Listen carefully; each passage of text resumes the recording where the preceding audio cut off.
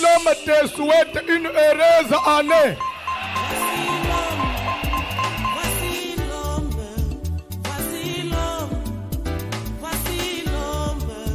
L'homme des douleurs, voici l'homme.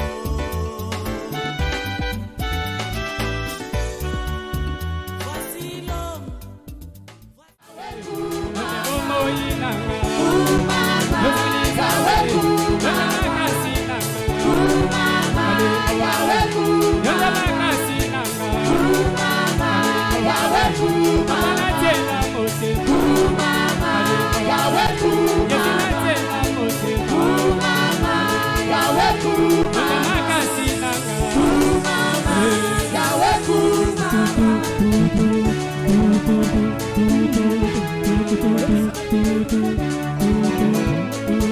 Oh, yes, yes,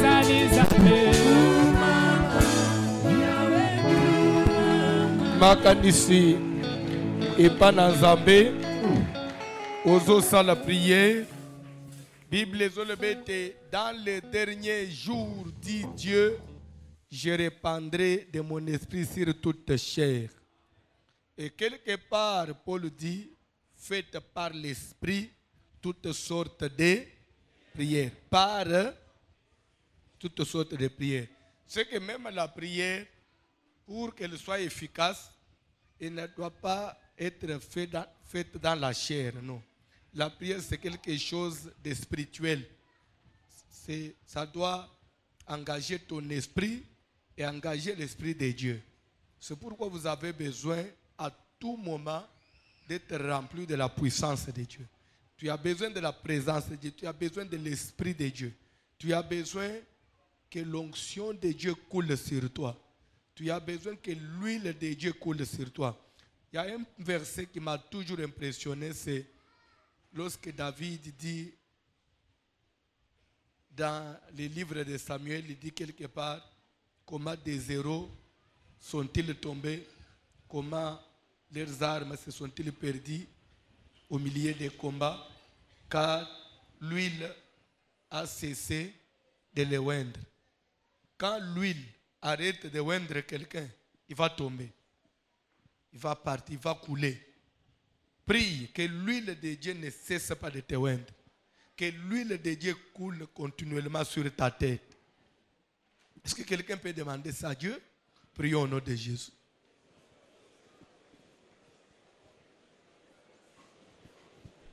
Ça la prière. Que l'huile, Seigneur, ton onction continue à couler sur moi. Que ton huile continue à me oindre. Que ton ombre continue à me couvrir. J'ai besoin de ta présence. J'ai besoin de ta grâce. J'ai besoin de ton onction. Seigneur, ta grâce me suffit. Dans ma vie, dans mon ministère, dans ma vie professionnelle, dans la vie sociale, dans mon foyer, sur tous les plans, Seigneur. J'ai besoin de ton ombre, de ton assistance. Que l'Esprit de Dieu m'habite. Qu'il me remplisse. Qu'il puisse combler tous les vides de mon cœur. Que ma coupe déborde. Seigneur, inonde mon cœur de ta présence, de ton esprit. L'Esprit Saint, l'Esprit de Dieu, la puissance de l'Éternel. J'ai besoin de toi, Saint-Esprit. J'ai besoin de toi, l'Esprit de Dieu. L'Esprit qui s'est trouvé au-dessus des eaux. L'Esprit du commencement. Alléluia.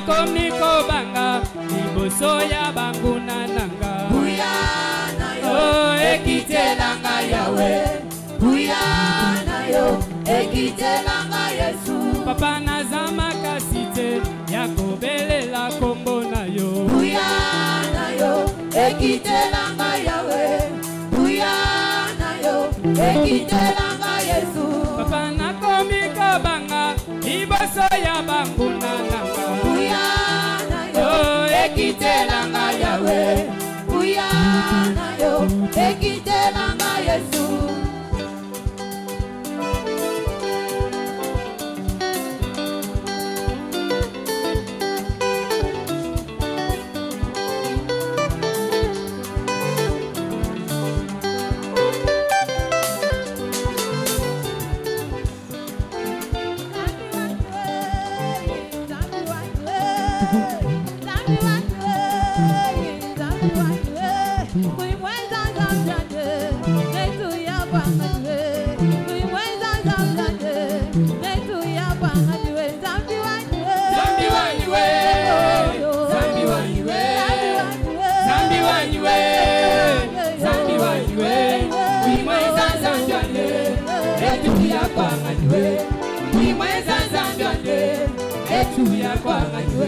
Akia wimba wanyu yo boaza wanyu tambo wanyu yo mwata wanyu senda wanyu yo zambi wanyu kuimweza zamjanye netu ya kwanganywe kuimweza mwatanye netu ya kwanganywe tatu wanyu zambi wanyu zambi wanyu zambi wanyu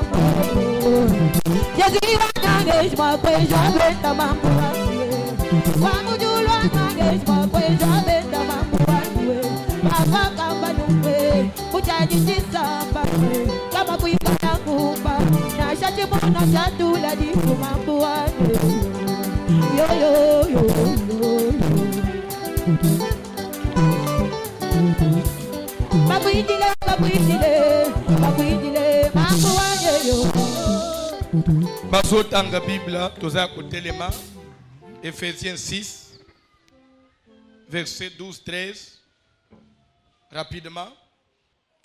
Éphésiens chapitre 6, le verset 12 à 13, nous lisons au nom de Jésus-Christ. Car nous n'avons pas à lutter contre la chair et le sang, Poete tozana ya kobunda na nzoto te, maina makila te nzoto te, mais contre les dominations, mais tozobunda na ba domination, contre les autorités, contre ba autorité, contre les princes de ce monde des ténèbres, tokei, contre les esprits méchants dans les lieux célestes. C'est pourquoi prenez toutes les armes de Dieu afin de pouvoir résister dans les mauvais jours et tenir ferme après avoir tout surmonté. Amen. Okofanda.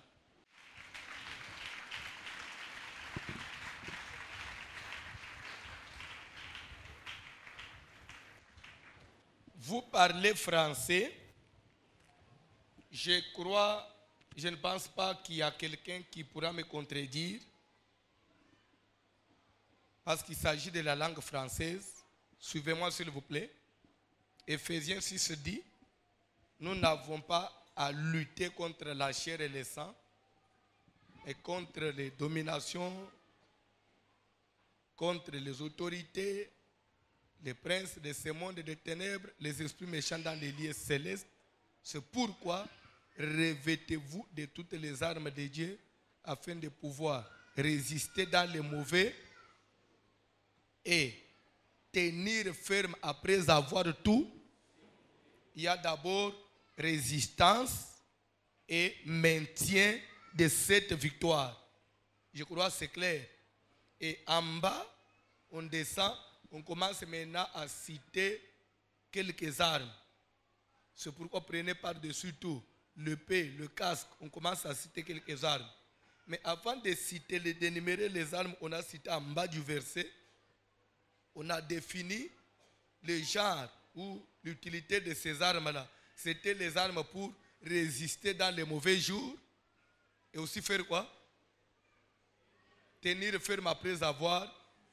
Vous comprendrez facilement et automatiquement que les armes dont on fait allusion là-bas, ce ne sont pas les armes offensives, mais ce sont les armes défensives. Résister. La résistance, c'est la défense. Oui ou non? Donc, les armes énumérées en Éphésiens et d'abord arme défensive. Mais s'il faut aller à l'attaque, il faut se servir des armes, pardon, offensives, armes d'attaque. Nana yebi arme d'attaque à quoi citer. Arme d'attaque, ça veut dire quoi? C'est qui peut aussi faire mal à l'ennemi. C'est qui peut aussi faire tomber l'ennemi. C'est qui peut faire reculer l'ennemi. Par exemple, oui maman. Pardon? Le feu. Le feu, si vous lisez même la Bible, ça faisait repousser l'ennemi. Feu! Mutazozonga abamban. Nani aibi musus? Pardon? Oui, la parole de Dieu, c'est une arme, je dirais,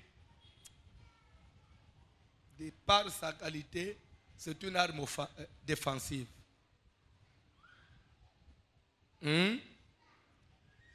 En quelque sorte, bon, mais à 90%, la parole de Dieu, c'est une arme défensive.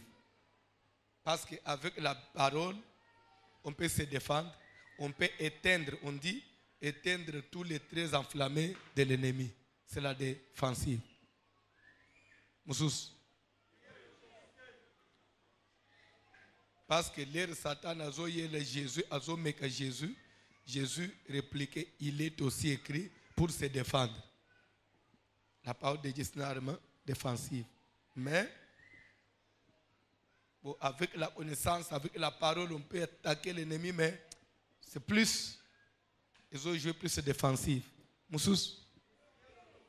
Pardon? Prière d'autorité.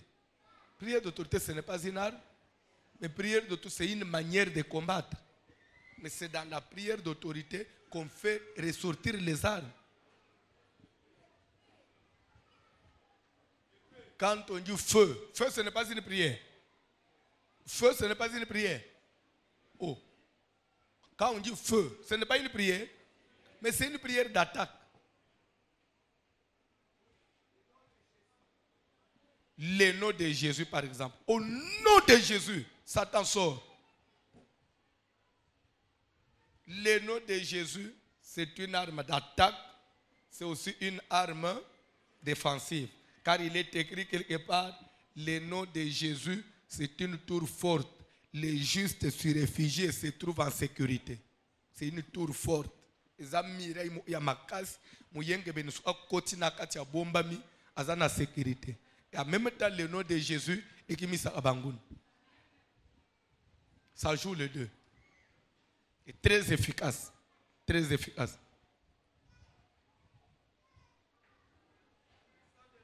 Le sang de Jésus, j'attendais ça. Très bien, que Dieu te bénisse. Apocalypse dit, ils l'ont vaincu à cause du sang de l'agneau. Et une autre arme offensive, le témoignage. Le témoignage de ta bouche. C'est une arme d'attaque. Ça fait reculer l'ennemi. Quand vous confessez toujours positif, c'est pourquoi chrétien même si ça ne marche pas, il faut tout dire. C'est vrai, c'est difficile, mais Dieu existe.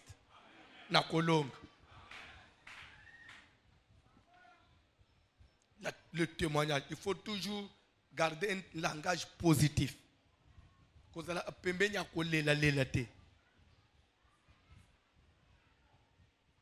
Moi, je suis mobali azobelo banji olele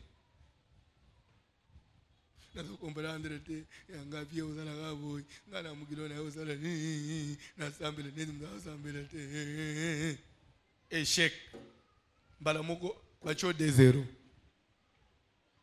tolelela ensemble na prière mais satana to gangela kai nana ebi mususu pardon l'épée Panga Nzambe. Oui. Moussous? Hein?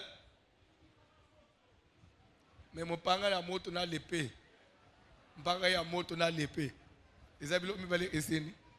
L'épée na mpanga ya moto. C'est sérieux. Hein? Hein? Donc ite mabanga ya moto oui. Dis-moi au moins ça. Bref, et tout ce qui peut causer du tort à l'ennemi. Au moins toutes les armes qu'on peut utiliser aussi physiquement. Et ça lié ma bé. Spirituellement, tu peux utiliser aussi ça.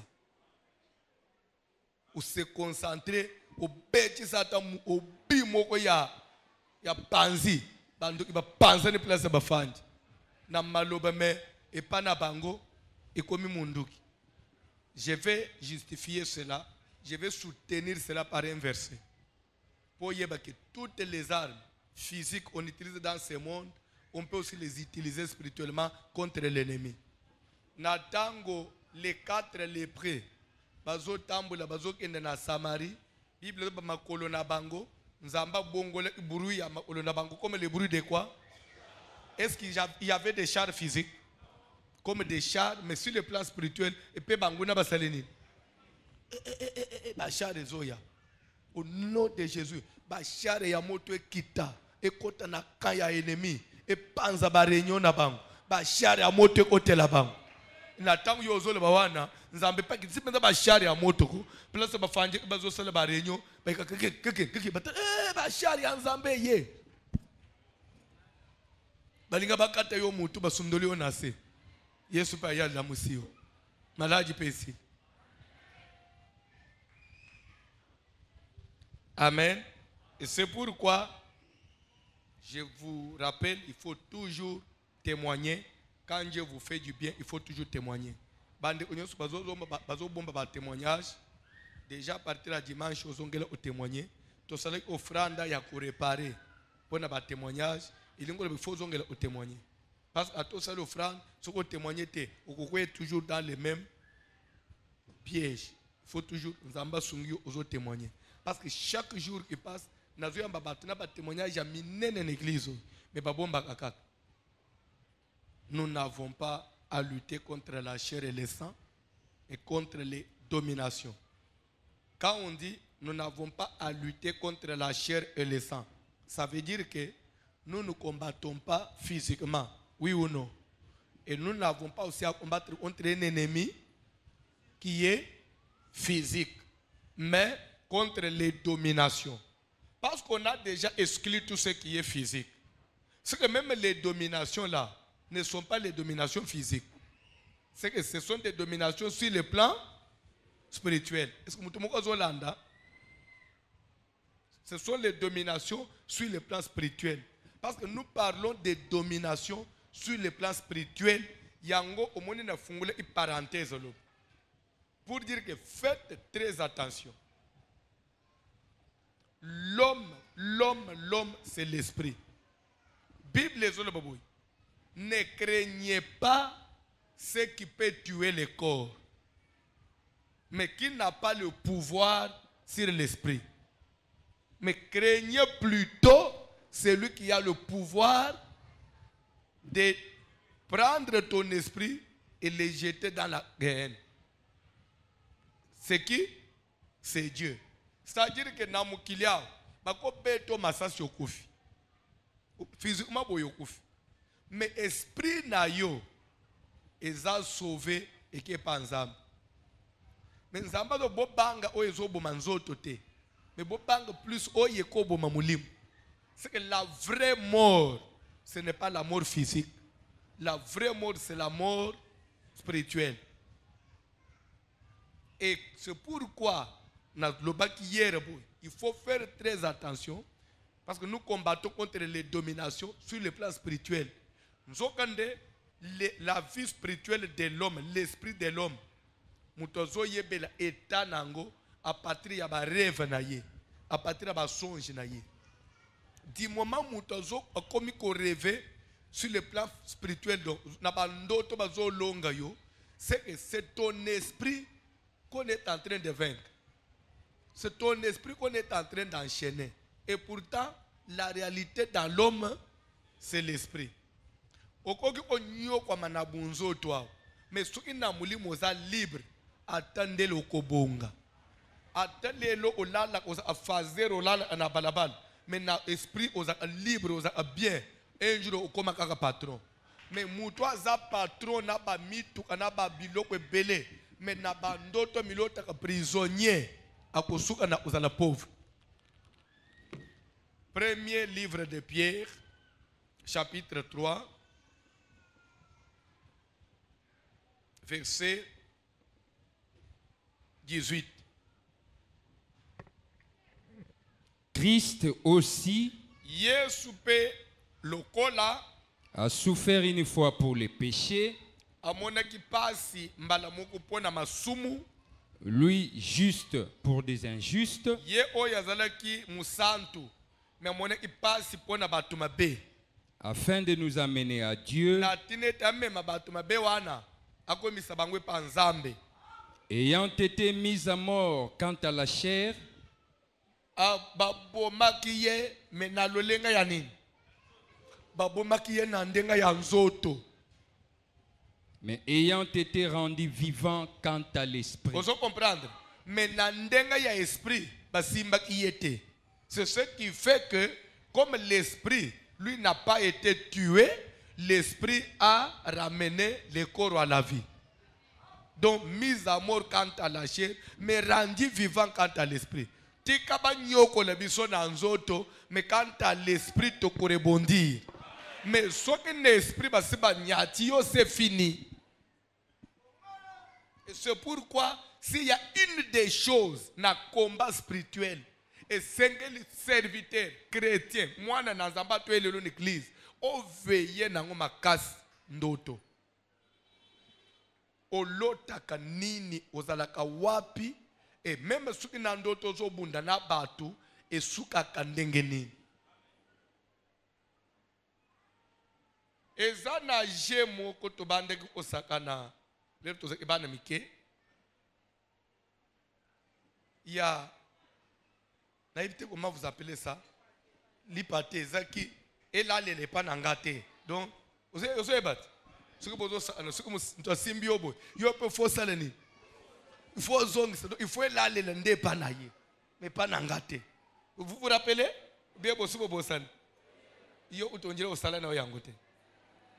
Tellement au cola na ma campagne. Le panga ba mindele osala onana. Hein? Batu basala je wana basa. Bana ishase bele basala ngote. Bino nyoso bosala. Donc c'est-à-dire que na je wana et ça je moko facile mais makas. Donc faut ça le tout. Ozongisa. Ce qui basi ba simbio, il faut yo zongisa. Ce qui peut zongisi yepe faut luka zongisa. Donc et là les pana ye pana ngate. Ce qu'on a zolinga na tuna yo, li pate entre yo na Satan et là les la pana.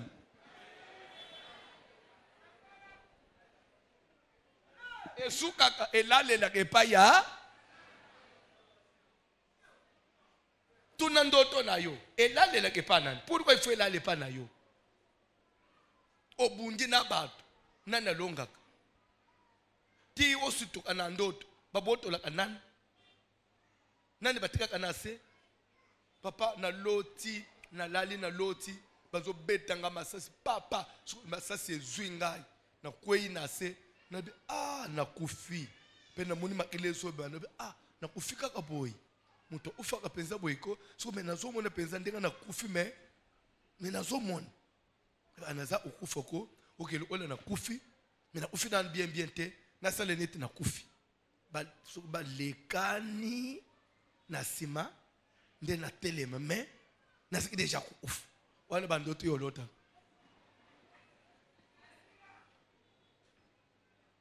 au nom de Jésus masasi yango ke ozoyo ndenge nini masasi pourquoi ekozoyo ndenge nini. Nous avons le bouclier de la foi avec lequel on peut éteindre tous les traits enflammés du diable. ba beti bouclier nangaïza. Ma foi, c'est le bouclier. Très enflammé, c'est un diable qui est un bouclier et beti na bouclier dendi. C'est la foi. C'est une arme défensive. Mais ça, c'est un boutu et zwakayo ndegeni. Ton bouclier est où? Pour empêcher ça. Daniel, chapitre 4, dans la Bible. Nous n'avons pas à combattre contre la chair, contre les dominations. Si les plans spirituels causent la dominité,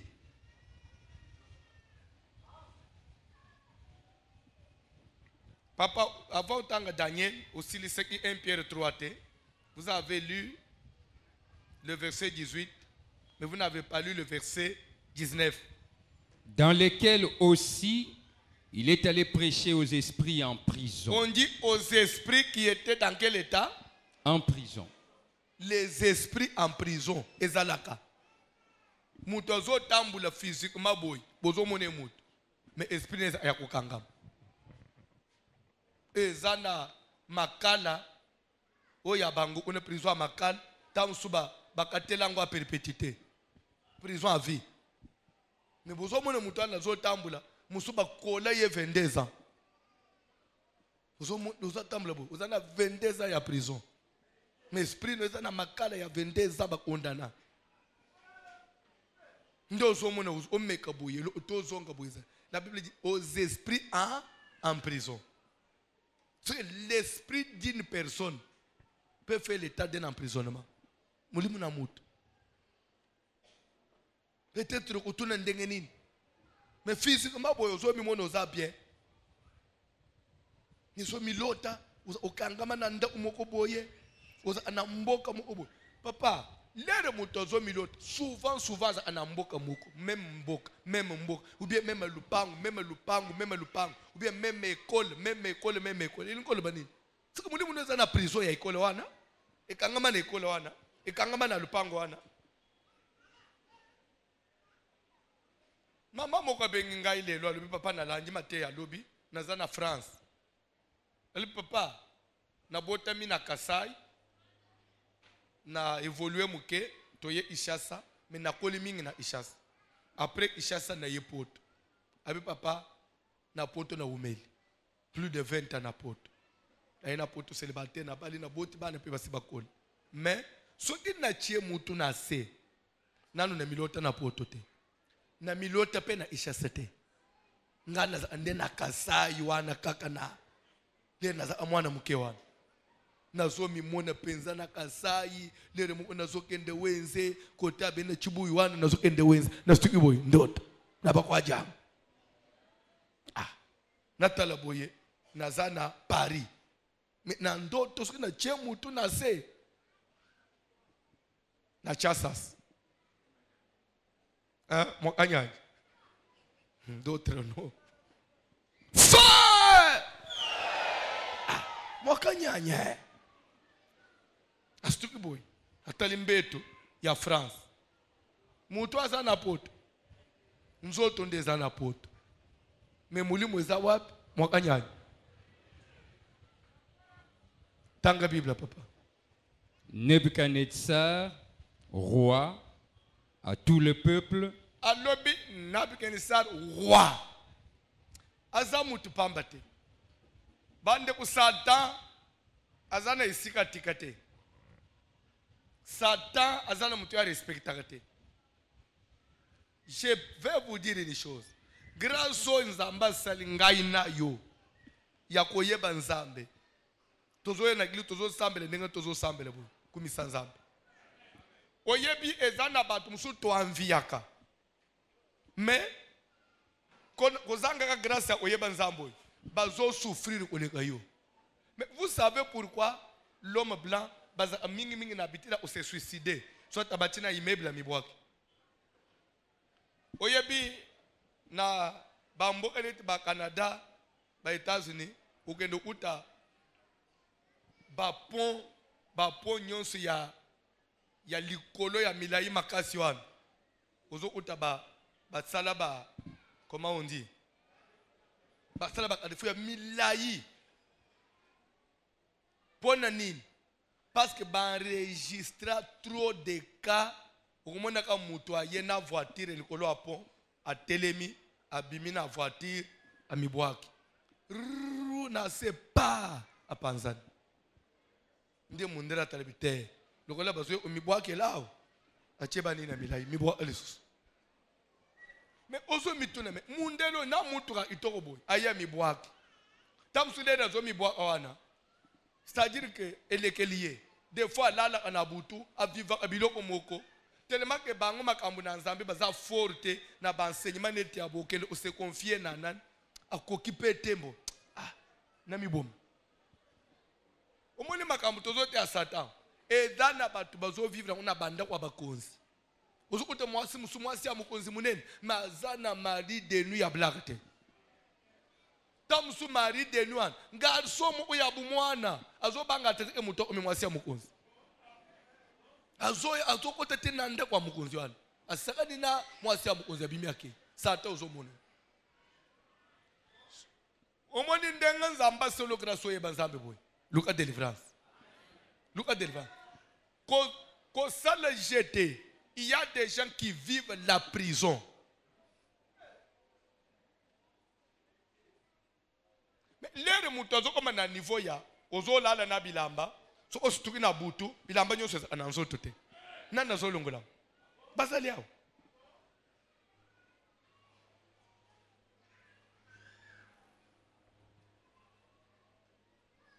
C'est pour vous dire que le diable existe. Papa n'a pas ça roi. Je vivais tranquille dans ma maison, heureux. Mais Satan n'a continué à quoi? Il y a roi. Place au roi, c'est heureux. A l'andie na pongi mbangu. Mukamate. Roi zo kima zo sote. Neti mwana mke. Asutu kwa lubi. Oh, ngai roi. Na nyosu bomengu nyosu nazana. Lena nazoche mutu na se. Nazolote nini? Okozala na moyo lataka osala abote obima akitoko mena buto usha anaba mbwa usha anaba nyama usha anaba to maboma valere nawe za wapi? Ndio mona amuto azala na douche ya yemo aza propre aza soin mais ba infection etika kayete azuba kisinyonso ya mukili. C'est une prison satanique. Paul dit nous n'avons pas à combattre contre la chair et ça. Ce qu'on longi na nous biloko anate. Tina ya vie ezate. Il faut surmonter ça. La Bible dit prenez toutes les armes et tenir ferme après avoir tout surmonté. Sur le plan biblique, on peut tout surmonter. Bando toi ma beba surmonta kam. Moi si abutu mobali abutu ba surmonta kam. Oh ba oppression ba surmonta kam.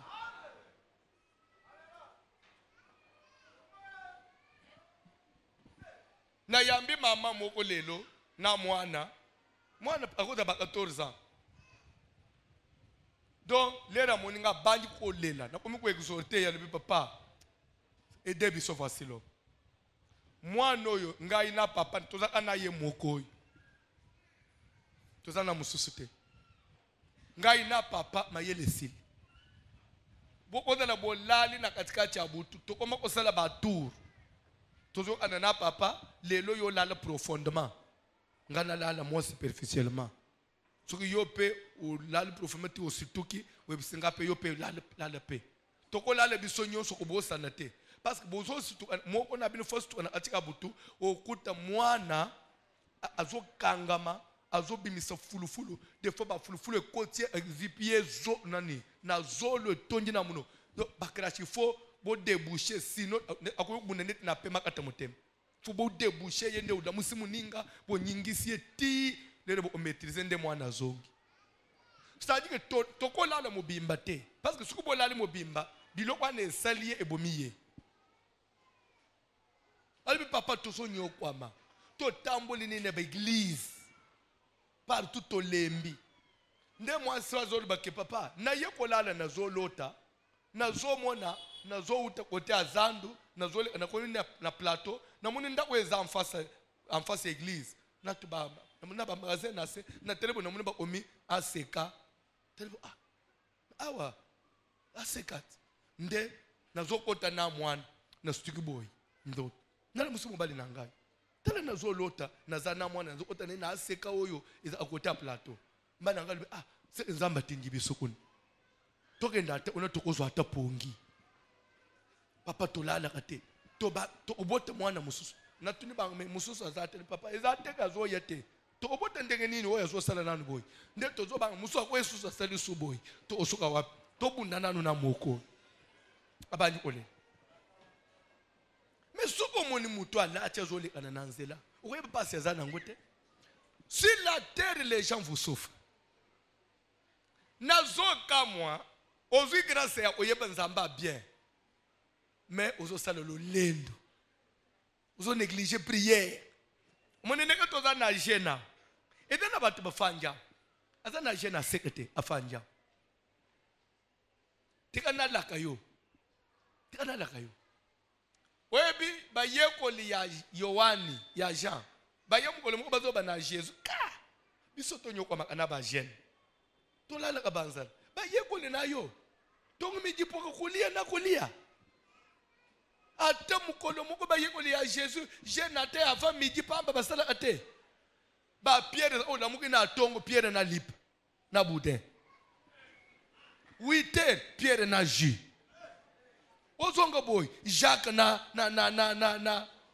shawarma otala pe Jean na ngambu kuna na kwake mais papa bino bojena erini bilo aba jeune so bayekoli ya Jean batuni Jésus bayekoli na yo boye bayekoli Yesu yebe ringiz mutolobi botika bango tika bango les amis de l'époux lorsqu'ils sont avec l'époux ils n'ont pas besoin de gêner. Le jour viendra où l'époux leur sera enlevé, ils apprendront à gêner. Oui, bien, les deux moutazana nous n'avons pas position, n'a moi esengo. Ozana kamwa musala, ozomona moi $100. N'était ce que tu gênes à sec parce que parler ici ba gêne. Ezaka moi $100 ozomona. Mukolo kamwa $100 kukima yo na maboko. Oko apprendre au gêner. Tale ndenge yeso bo eleki ba yekole nayi. Les amis de l'époux. Qui dit l'époux dit consolation. Les moutadana na consolation. Azomone gêne on dirait eza embêtement. Mukolo ezali. Okobande o gêne ya yo mu onanda mukambia zate. Oseli ni semene mukambia zate. Ya obali libala kubote zo yate umikobeta ba 4 jours à sec. Nzambe na ngai oleba idama tribu pas de femmes stériles. Mais kozela uko makunate. Mais omoni elo yeso c'était une prophétie. Jésus a koufi. Assez quoi kei. Oh, bah il y a Yesu ba bête jeune à liboso na chambre haute, na nombre à 120. Oui bien. Pour cet esprit sanali. Jeune à sec. Bakanga minda mutotambula atena Marie mama ya Yesu. Moya za ikolo mwana wana ke. Yesu mama ne mnozo lukayo. Wana mwana kei. Marie na a genou moto. Muli musantu kita. Kolonanga Yesu lobaki na otika bino bana bitikete mulimu no eza wapi je ne banda bongo et tant que des apôtres au monde pendant qu'ils priaient qu'ils servaient les qu'ils gênaient ba gêner langi bango pona nini lele ba omiko boma bango bakangi muko ba perse ite babomi bakangi muko bakati moto bato ba yekoli ko gêner ko zelete o yekola ko gêner ya okomiko yekola ya yomo koluka te malere ya et atteindre yo obande oluka o gêner ko kanisa teke ba bazo sala gênao nde babuma Yesu bazana masumu minene nde bazolela masumu na bango zamba yo ela bango mawote c'est seulement ko comprendre vie tali mukilo ezana tinate oko lia lelo ko mela melobi oko mina mbeto zo lumba solo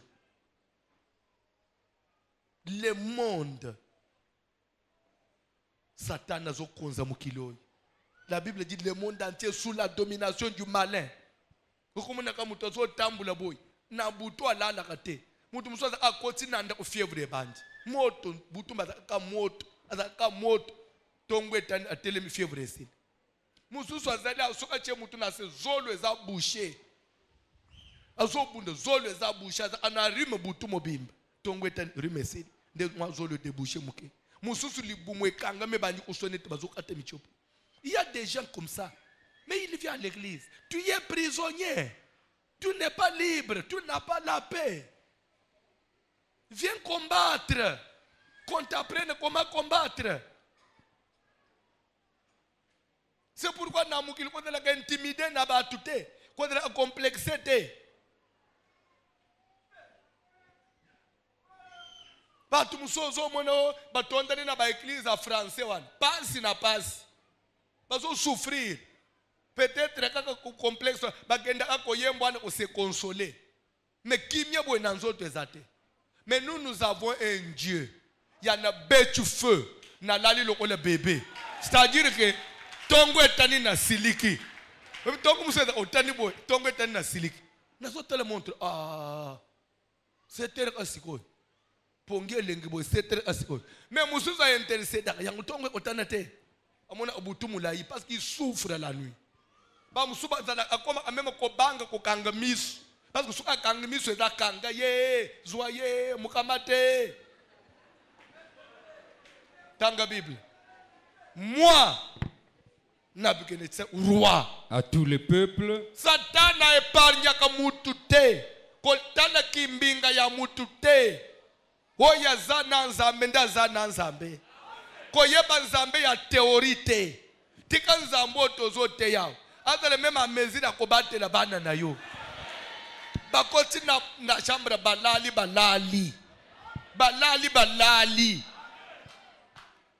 te bana basituka anabutu hey maman le chien où est le chien il est là mais je ne le vois pas maman tu ne vois pas le chien nazana likamna mutite na mwana nangate yes nangai papa yes nangai na mwana nangate umone ukomi ko souffrir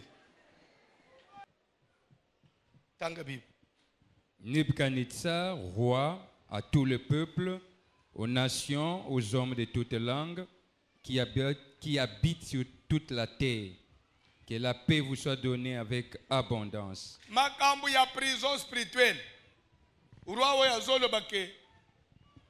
Aux hommes de toutes langues qui habitent sur toute la terre. Même mindele bazo souffrir. Bakonzi bazo souffrir. Batupamba bazo souffrir. Okoza la mukonzi na moyo bakatelo lusako. Bona butu bilima be kwatelo lusako. Milima be beto fimbu na butu.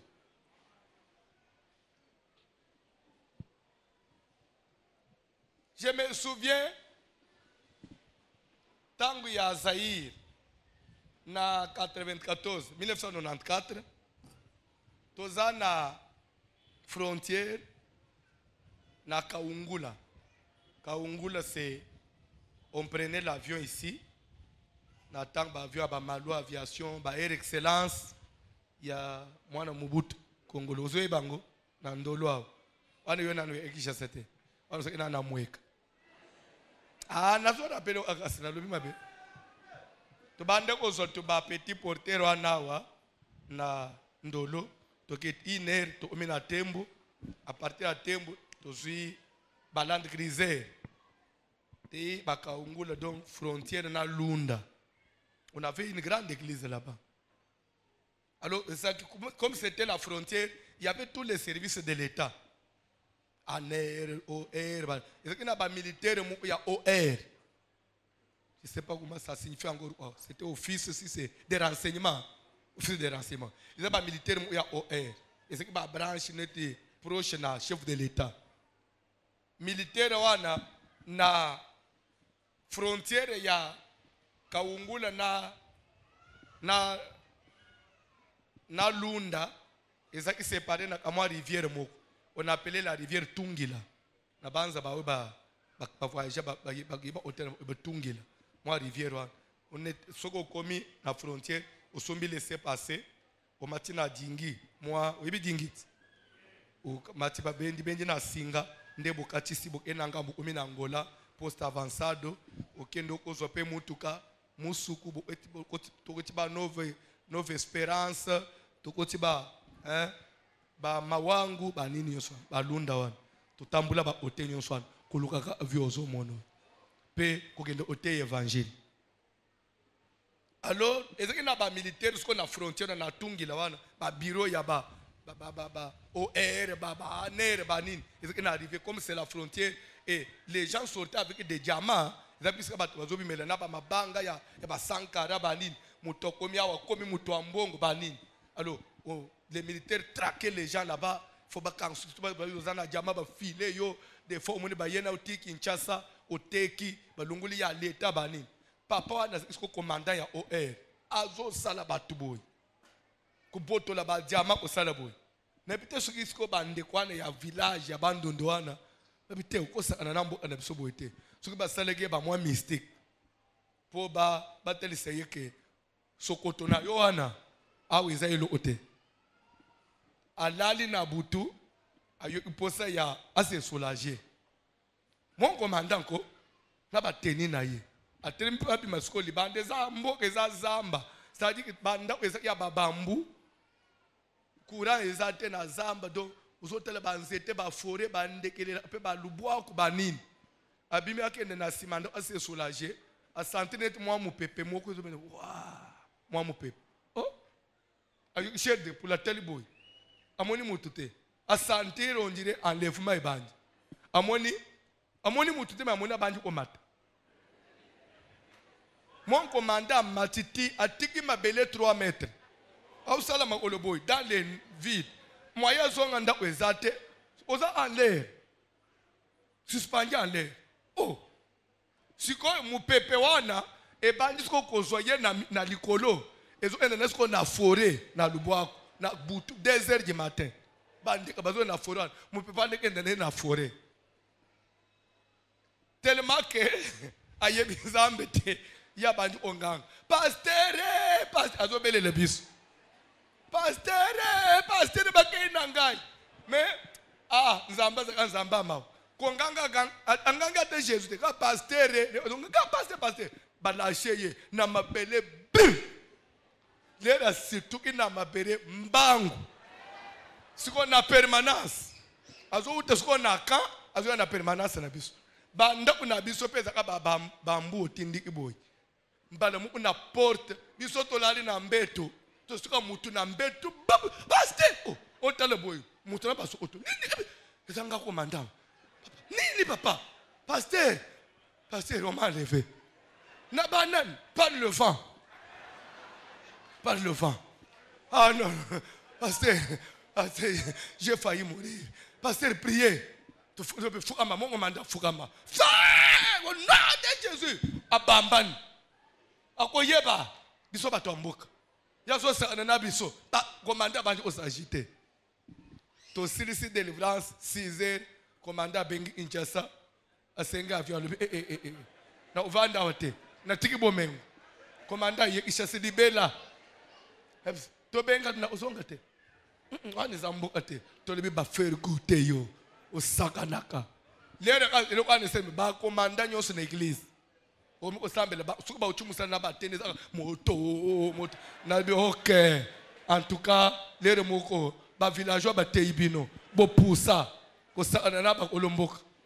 parce que ba mboka wana ezana ba mystique moko na no monate bitumba moko ebunda vers toujours ba ne wana ya batu ya c'était l'unda c'était UNITA et de l'autre côté c'était MPLA, vous comprenez non, côté du pouvoir ba militaire ya MPLA ba ya ba poussana ti bazo boto la mabele ya UNITA tellement que ba ye ina minduki makasa ko itazo kim ti lero ba omina ba village wana ba to ba bandondo wana ba chef coutumier ba limwisi mboka biloko boyo akwane za amasanute omoni ka ndenga komina ishase za boy ba militaire ba siba encercler po ba boton ba tala boy mboka eza sute ko mi mai ba se tu ba encercler mai oh to kina mboka e ko mi mai ndenge nini bazongi commandant pese bazongi baketi batale boy ba moni mboka bazongi ba encercler e ko mi mai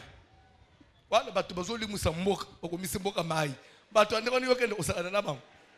C'est-à-dire que Satan bozoyo wana Satan pe na ndenge na ye azalaka omoni na mukili ndeko zo tambula liya eloko ekoki na mungongo na yo oke ko simba na eloko abatu nzamba zo peso mukongo bakosakana na yo bakolimusa na mukili.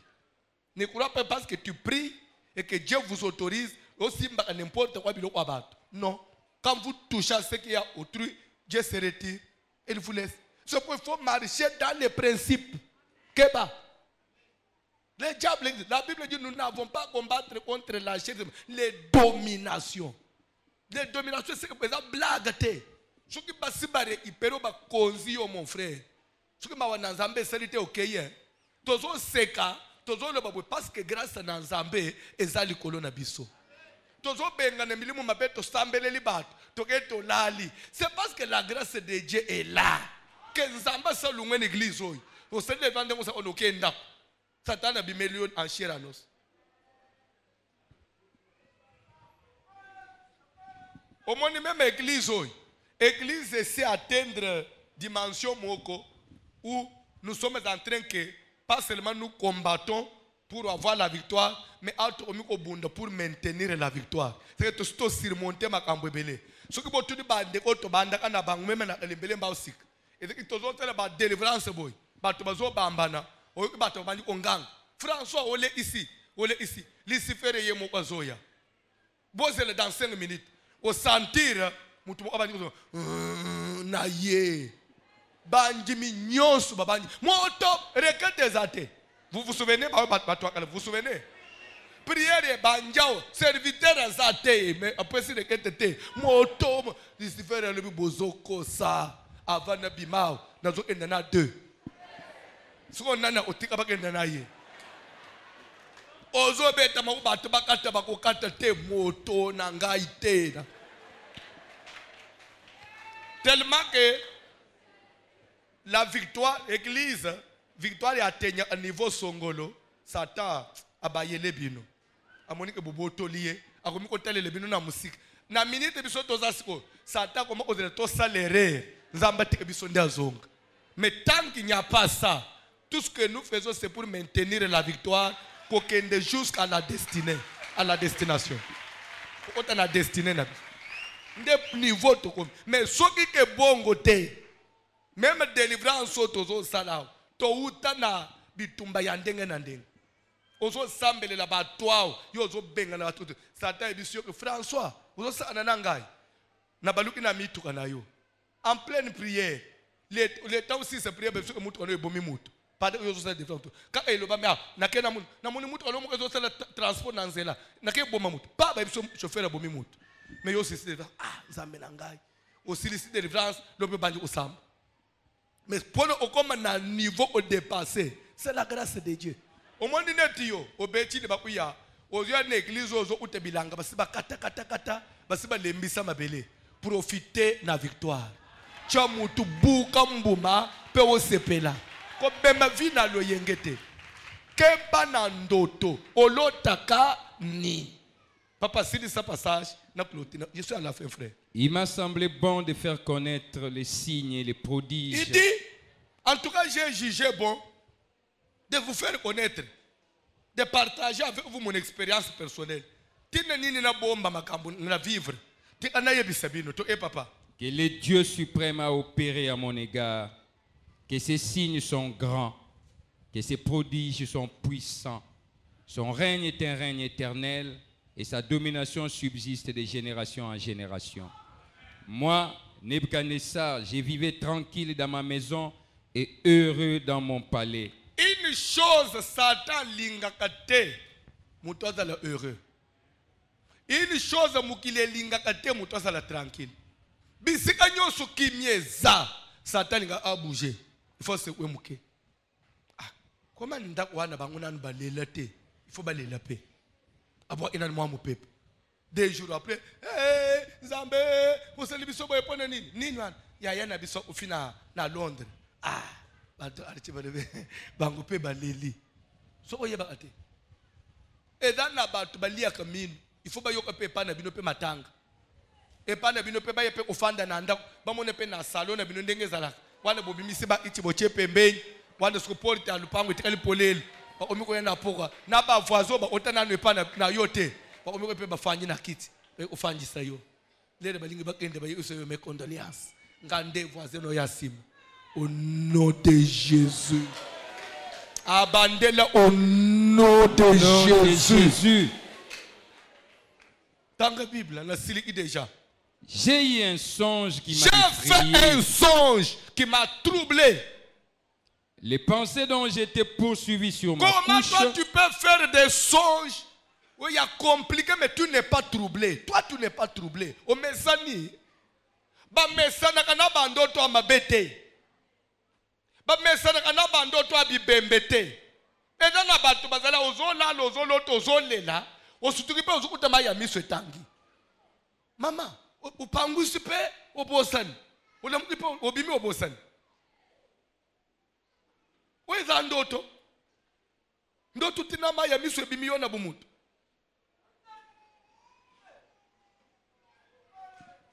J'ai fait un songe qui m'a troublé, qui m'a bouleversé. Bandoto nini yozo saloza kimia. Mwana na nzambe. Mikolo nyosu na kati na bazamba. Des fois tu te retrouves aux na kati kati ya potopoto. Des fois aux salité na cantine. Oluka maya usukula. Des fois aux na mayo. Place nyosu ozokende po che cantine amai. Uzukutaka nyeza place one. Na usukula wale nini. Ugende ote mususu. Awo pe osutuki pe ndoto ekatani. Olamuki pe oza normal. Ça ne vous interpelle pas? Mususu afanya osolo ta batuba yo tonga. Tonga wan vaccin ya corona. Tonga nini batuba yo? Makila sida nde batuba yo? Cancer nde batuba yo? Ozonzele siko nini? Lobi lere ba okanga yo sida. Nde usirapele kolota ndoto batuba yo tonga. Travail nini oso sali pone kwa nile loko.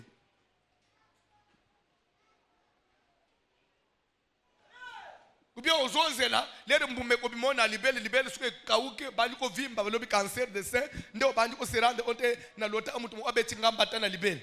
Soso lota ba beto mbata na libele. C'était un mauvais sort qu'on t'a lancé. Oza à l'aise, oye pas une église, oli olukanzam, obandi ko landeleke mikolo na monaka na zomo na papa lidoro zobo a feuté. Est-ce que bako ba suspendre ye? Na zomo na frère Songola zo vanda ote oite azo akomi ovanda boy. Est-ce que c'est ton problème? L'église a serviteur ko vanda place nyon so lingité.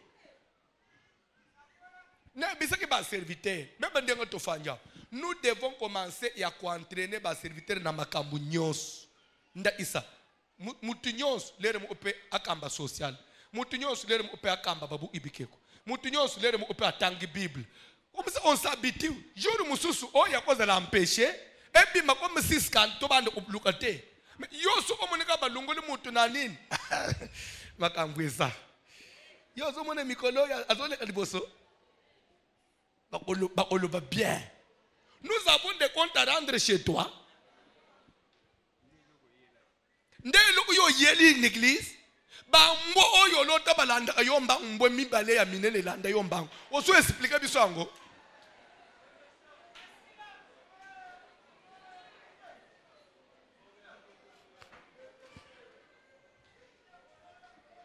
Mususu lota bazo che na kacha sak. Kotsi après babani okanga likolo asak. Wana akipete ifalo ba ndenge nini sikoyo mikolo yo nasomona papa vera kote culte te. Oza na sanction.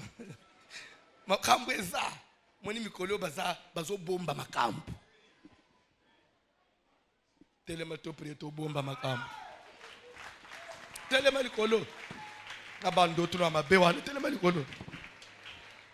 Semaine oyo zonga mutu. Zonga kati na yo. Landa nanu. Vous venez à l'église, les années passent. Bandoto ya yo ko changer te. Mais du moment ndoto nde esprit ya mutu. Ndoto nanu ebongwani te. Eluku nini ozozele ebongwana na nzoto. Parce que mutu d'abord des abandoto. Joseph azatina te. Mamilota kaza mokonzi. Ata babwaki ye na prison. Suka komaki nani. Mais yo milota kawapi. Bleu blanc. Jo nino kolungwa na uniforme. Yo uniforme il y a bleu blanc. Et si le colonie n'a d'autre na yo, on a tapé tenir à l'université. Bon, au tel matin, bayembi cantique. Les lozo salle prière, Seigneur.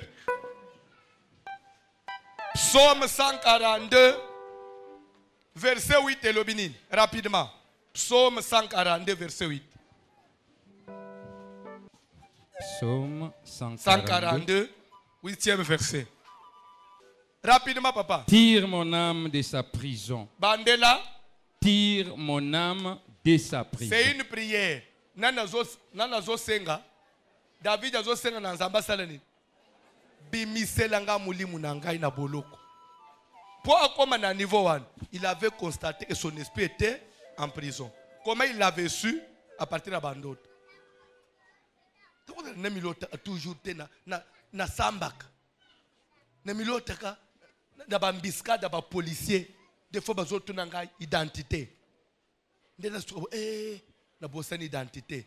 Awana usuka wapi? C'est que ndenga na bosani identité boy bakangi ngai kaka. Ostuki boy ndota. Keba, nous ne voulons pas te perdre. Bible, vous connaîtrez la vérité et la vérité vous affranchira. Nous ne voulons pas te perdre. Nzamba salo grâce.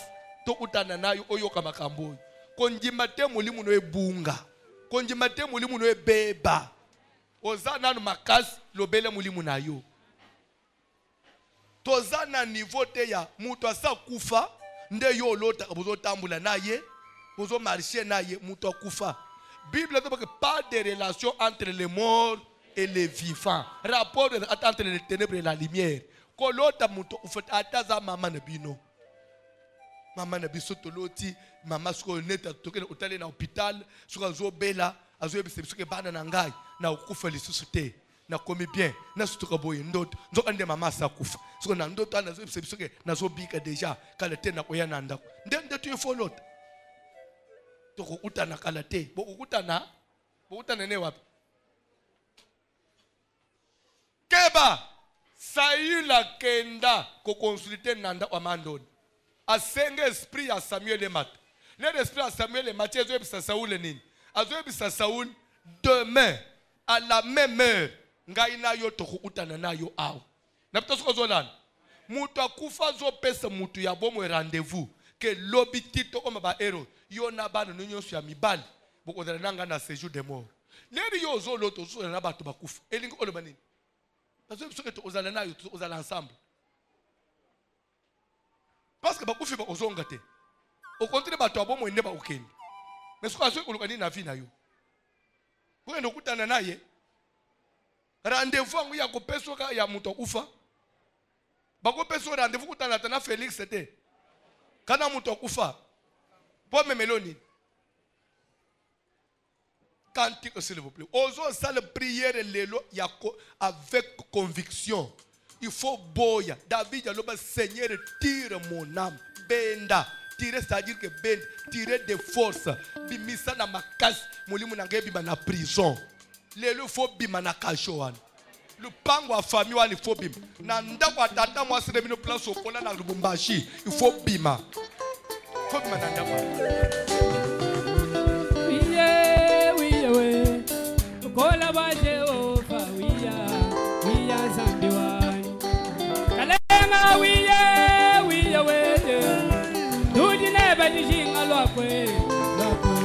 We have a call about Jehovah one year.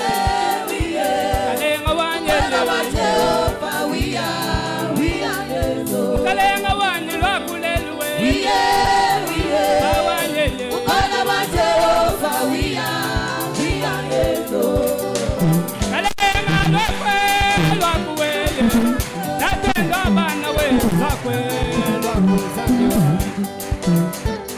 Takwele ni mwesu somba letuwe tukwambila nyanda mitomba kumoyi Yesu wiya Kalenga wiye weye Chamakanda wanye wiya Wiya mukola wa Jehova wiye Kalenga wanye Jehova wiya Tatenda bana wiya leluwe Chamakanda wanye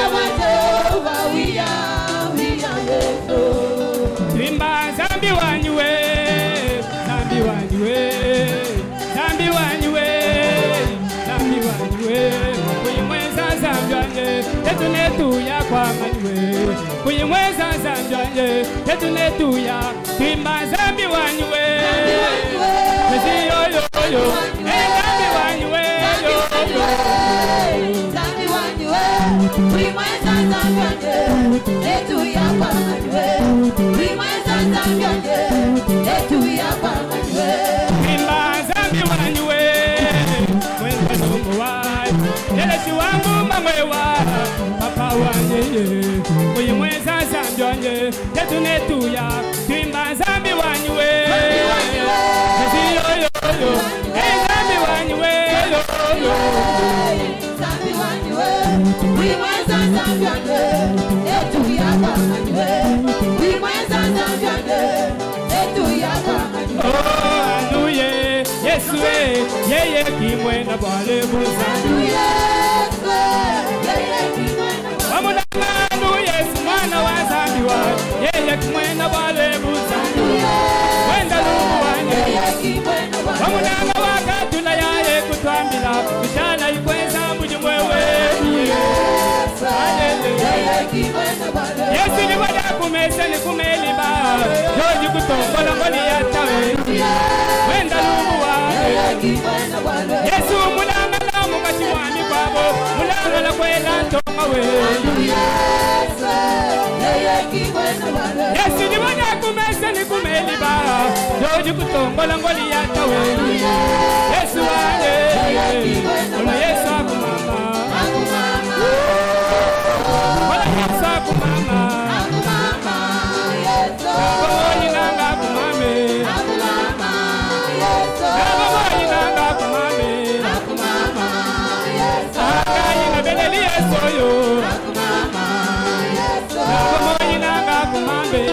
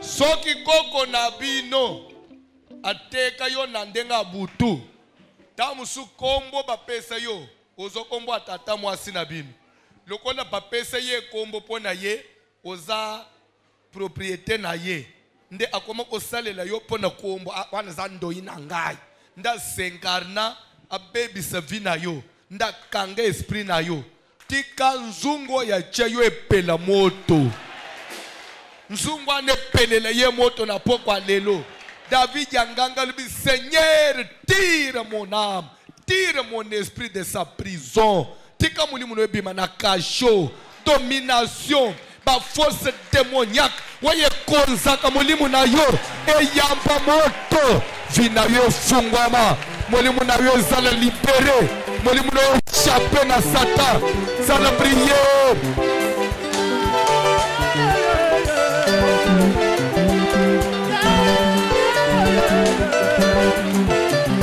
zala prière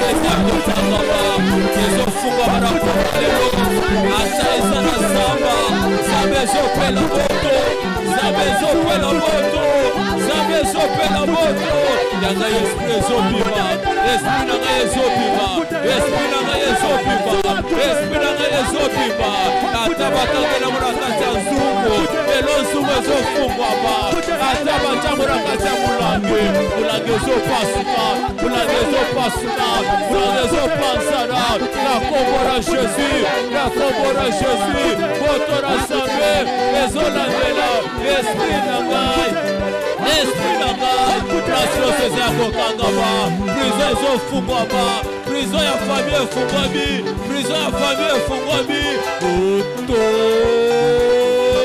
moto moto moto moto moto moto moto esokota moto esokota moto esokota moto esolandela esprit na ngai ezofungwama esprit na ngai ezofungwama ata ekangami epai ya moto moto ezafungula yango na pokwa lelo ezofungwama ezofungwama ezofungwama ezofungwama na kombo na Jésus na kombo na Jésus moto na Nzambe ezolandela esprit na ngai na kati ya lopango ya famille esprit na ngai na kati ya lopango ya famille bisika na kolela lelo ezofungwama lelo ezofungwama lelo ezofungwama na kombo na Jésus na kombo na Jésus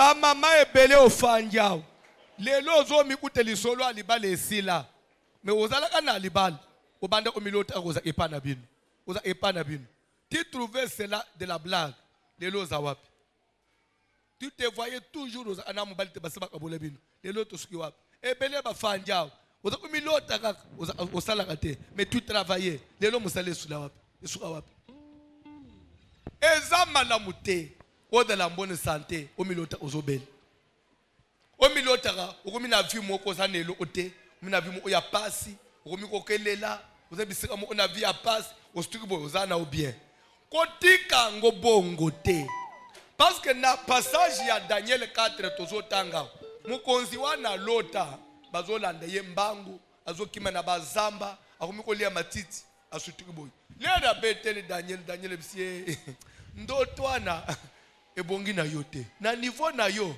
bilo ozolota d'ailleurs tala makamuzamba bo yo osuka na zamba yo olia matiti pe alia matiti pe osuka na zamba ozolota nini papa bandoto kosila te ozaka na vie passe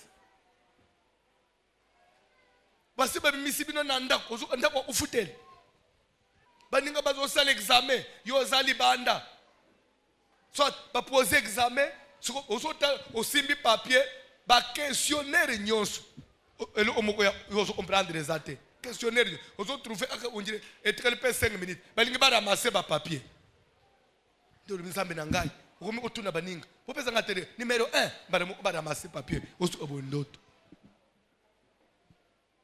à ton âge tu dois vivre une vie Un examen, c'est quoi? C'est l'épreuve. Et quand on fait un examen où on n'a pas de réponse, où on n'est pas prêt à remettre le papier, parce que c'est une vie qui sera soumise à une épreuve, où on s'en sortir. Les gens ont dit que c'est une épreuve.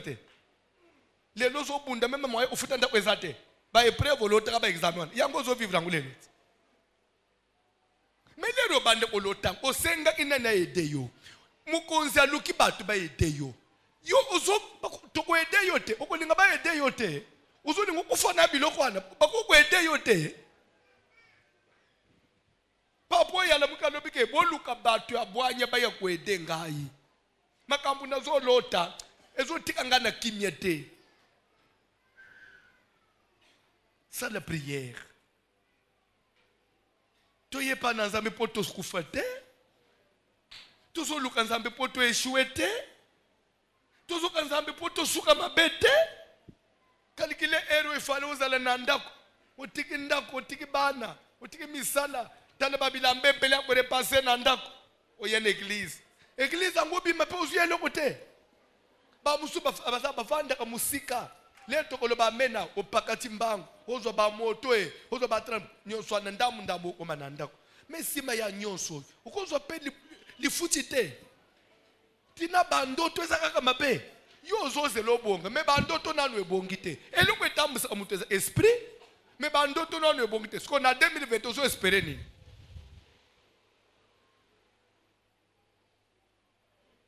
ozo sala prière moto ekita basio na ushaka na bango na butu basaka planète nini mibalo balinga angana ndoto basaka ya planète nini na bumutu bongana mona mbala linga ayote mais na butu ozana mibali ya bien bazola isobolinga ya planète nini bazika babima na vie na yo même tina vie ya bana na yo kino na vie ya bana no moto kita moto pele tupa sabezo kita na se ya bandoto na ngai moto na sabezo kota na se ya bandoto na ngai kolia na se ya bandoto yosi ya esheka na se ya bandoto ya maladi na se ya ndoto baba ezotu baba na Jésus na kombo na Jésus bandoto nosi ya bafam de vie bandoto nosi ya cauchemar Dios ezopela moto ezotu baba na kombo na Yesu bato nyonso bakolaka na se ya bandoto na ngai bango nyonso bayaka mpona kobota na ya ndoto lelo bazopela moto na kombo ya Jésus tozopasana tozopasa tozotumba yose ya molili na se ya bandoto na ngai ezopela moto na kombo na Jésus visitation nyonso ya molili na se ya bandoto na ngai ezopela moto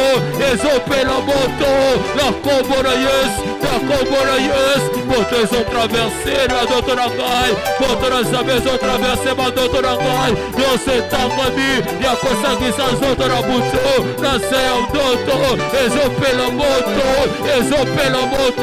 nyonso eyaka mpona kokosala esheke ezotumbama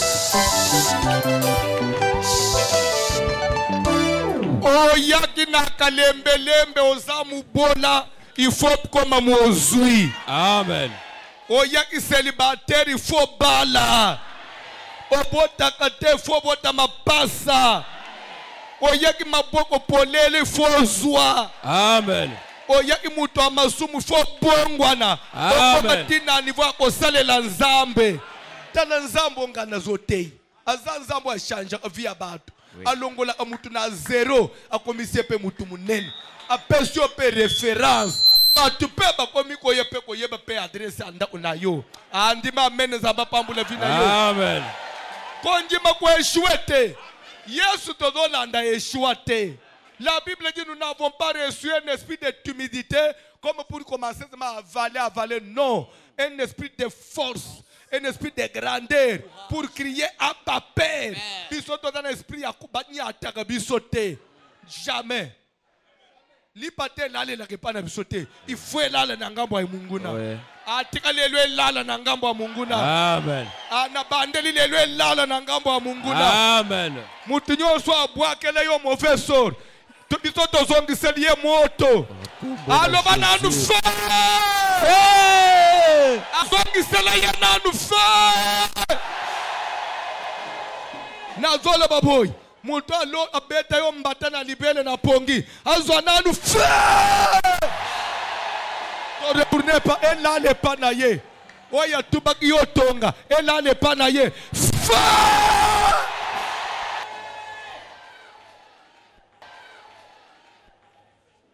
Pour peau, l'homme donnera tout ce qu'il possède pour sauver sa vie. Simbo offrande mo ochelo ya mubali na mutu. Yebisa nzambe maloba à travers mon offrande même vie ya bana na ngai etola na bangwengenga. Ngai tina kati ya bana, ngai na kopambula mana pambula mitina kati ya bana. Na bongi na le ya ngamo après na ko bonga suna kati ya bana. To sambele na ombo na Jésus. Ils sont tous bonga nani bisomoko. Après bana bisoma yeba bongi lisus. Na kimubangeto panji ko bonga suna kati ya bana.